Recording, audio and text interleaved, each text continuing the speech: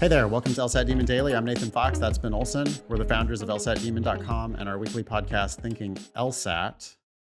We have an item here, Ben, from our Slack. You want to talk about it? Yeah. So the question is, what's the most common flaw on the LSAT? I think I have a different answer today for this question than I have for the last 15 years. I have Okay. for a long time been saying the most common flaw in the LSAT is confusing sufficient for necessary, The very which common one. is a super common flaw. But I think that there's a flaw that's even more common, which is the simple flaw of having a disconnect between your evidence and your conclusion. I mean, it's sort of all encompassing, right? I think that's one reason it becomes so common is it would almost subsume some of these other flaws that we've picked out, like confusing sufficient for necessary. There's a disconnect there, right? Now, I get that you're specifically talking about something that um, is easy to spot in some ways, but yeah. I mean, going from correlation to causation is also a disconnect. Yeah, but that's not really what I don't think that's what I really am thinking here. There are those flaws that they will continue, I'm sure, to test over and over. Confusing Mhm. sufficient for necessary, confusing correlation for causation, Part to whole. Mhm. part to whole, hold apart. There are flaws that they are going to keep bringing up. Ad hominem attacks, things like that. And I don't think that that's really.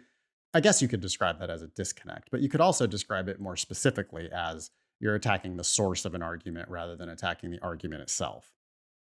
I think a bigger flaw, if we want to call it that, is this disconnect flaw, where your evidence can be true without forcing your conclusion to be true. And it doesn't have to be a blatant, like you've done something really stupid, like assumed that correlation equals causation or assumed that sufficient and necessary are the same thing. Those are like, I can tell you specifically why that's dumb. Mhm. But there are other and a way more common just gap in the argument where I say something like, if you're in Santa Barbara, you're in California. And if you're in California, you're in the United States. And John's in Santa Barbara. Therefore, John is on planet Earth. Mhm. And the flaw there is, whoa, bringing up new shit in your conclusion, which is maybe the most common type of disconnect, where the evidence could prove that John is in California and the evidence could prove that John is in the United States. But the evidence can't prove that John is on planet Earth because you never said anything about planet Earth in any of your premises. And unless there's a premise that says the United States are on planet Earth, there's a gap there.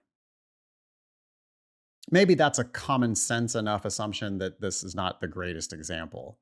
But the point I'm trying to make is that if you bring up new shit in your conclusion, the facts probably haven't justified that new shit that was brought up only in your conclusion. There's a big disconnect there. And commonly, because students want to try to find a flaw on every question. And sometimes there's not a flaw. Sometimes they give you a valid argument. Other times, they don't even give you an argument at all. They just give you a bunch of facts. So it's not like you're going to find a flaw in every single logical reasoning passage. But if they're making an argument, 90% of the time, the argument is broken. And probably half the time, the main thing that's broken about the argument is that there's just a disconnect between the premises and the conclusion, or between one premise and another premise that would have led to the conclusion. So I think that the most common flaw on LSAT logical reasoning could properly be called just a disconnect. Yeah, and I don't know if you want to call this a different flaw, but when you said that, I immediately thought of two variants. And one you've already mentioned, that's where you introduce new shit in the conclusion. Yep. And the other variant of this is there's nothing new in the conclusion, but they take the evidence too far. So, for example, they may have evidence that some people in Sally's Right. class like ice cream, but they conclude mistakenly that most people in Sally's class like ice cream. So, everything Yep. has been talked about, but they just went a little too far. And that's a disconnect. It's not good. So, either new or too far. Yep. Totally. Cool. Email daily at lsatdemon.com if you'd like to ask us a question or share some LSAT or law school admissions news. Thanks for listening.